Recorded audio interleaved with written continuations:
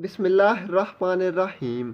शादी वाले दिन मेरी दुल्हन ने मुझसे कोई बात नहीं की। निकाह हुआ और हम दुल्हन को लेकर घर आ गए। मेरी बीवी शादी हाल से लेकर घर तक रोती रही।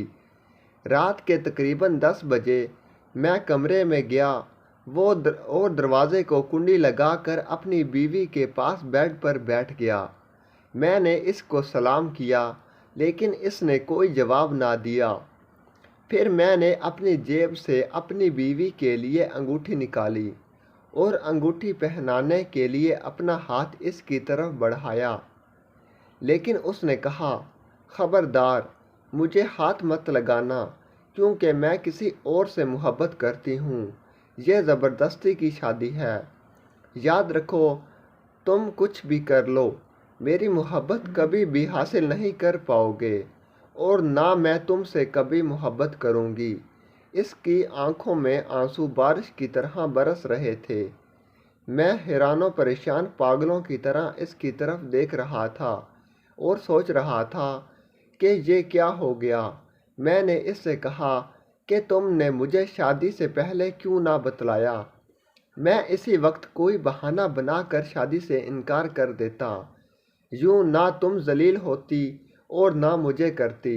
कुछ देर मैं वहाँ बैठा रहा और सोचता रहा। मैंने अंगूठी इसके पास रख दी और कमरे से निकल गया। मैं फ़ौरन मस्जिद गया, वज़ू किया और नमाज पढ़ी।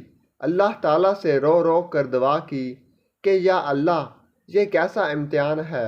मुझे बहुत ज़्यादा डर लग रहा था। वीडियो अच्छी लगी तो चैनल को लाइक करें, सब्सक्राइब करें, शेयर करें।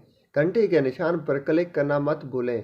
कमेंट सेक्शन में अपनी राय का इजहार ज़रूर करें। शुक्रिया। मुझे बहुत ज़्यादा डर लग रहा था। माशरे का डर, ख़ानदान वालों का डर, लोगों का डर।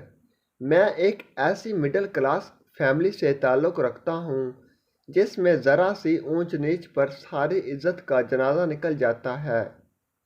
मेरे जहन में मुख्तलिफ ख्यालात आ रहे थे कि अगर वो सुबह घर चली गई और वहाँ इसने अपने घर वालों को बतलाया कि वो नामर्द है, वो घर में झूठ बोल देती, मेरे खामद ने मुझे छुआ तक नहीं, इससे मेरी शादी ख़त्म करो। कई बार मेरे जहन में ख्यालात आए कि मैं इसके साथ ज़बरदस्ती करूं, क्योंकि ये गुनाह नहीं था, बल्कि ये मेरा हक था। मैंने इससे निकाह किया है।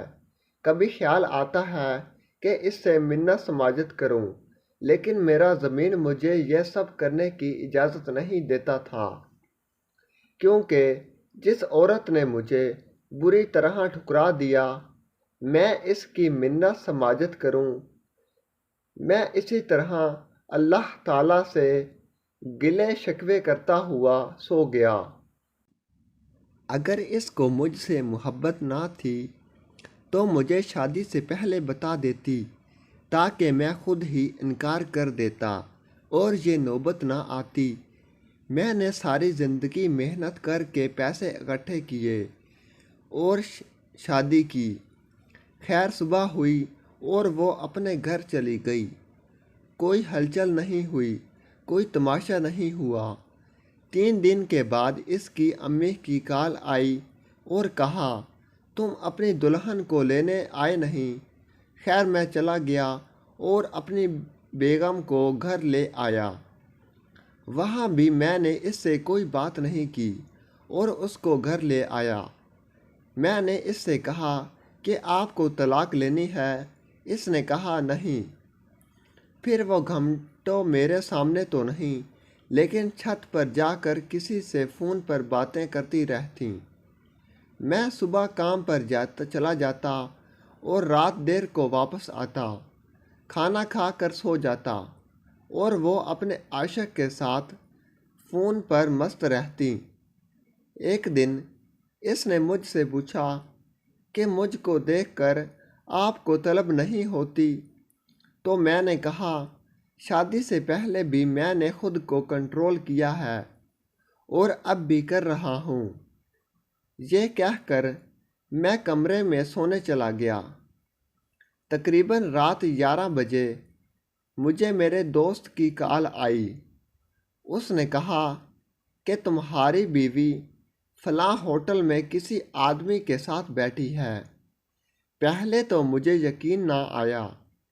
फिर मैंने कमरे से बाहर आया और सारे घर में इसको तलाश किया, लेकिन वो नज़र ना आई।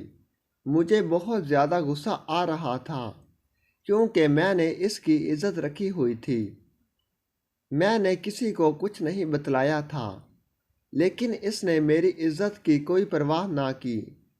मैंने खुद को पुरसुकून रखा और होटल में जाकर इससे कहा कि चुपचाप घर चली आओ। इसने फौरन अपना बैग उठाया और मेरे साथ घर आ गई। घर लाकर मैंने इसको इंतहाई ज़ोरदार थप्पड़ मारा। मेरा थप्पड़ इतनी ज़ोर से लगा कि इसके मुंह पर मेरे हाथ के निशानात जम गए। मैंने उसे कहा कि दफ़ा हो जाओ मेरे घर से, और अब तुम मेरी तरफ से आज़ाद हो। जब भी तुम्हारा दिल करे मुझे पैगाम भेज देना, मैं तुम्हें तलाक दे दूंगा। तुम मेरे साथ अब हरगिज़ नहीं रह सकती। वो औरत यानी मेरी बीवी आज भी अपने मेके घर में है। इसने आज तक मुझसे तलाक नहीं मांगी।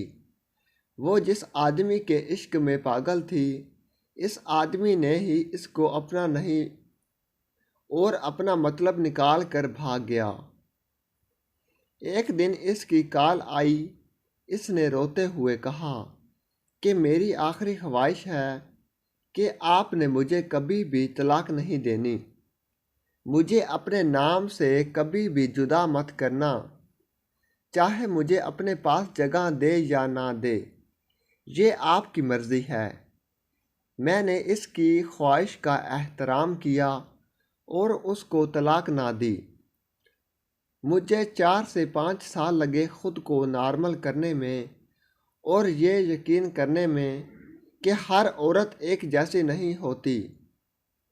आखिर मैंने शादी कर ली। मेरे 3 बच्चे हैं। मेरी दूसरी बीवी बहुत नेक निकली। सुना है मेरी पहली बीवी पागल हो चुकी है। वो मेरा नाम लिख लिख कर चूमती रहती है, गलियों में फिरती रहती है। एक दफ़ा इसने खुदकुशी करने की कोशिश की और जहर खा लिया, लेकिन वो बच गई। लोग मुझे जालिम कहते हैं कि तुम बहुत जालिम हो, लेकिन उनको क्या पता कि हराम मोहब्बत का अंजाम ज़िल्लत होता है।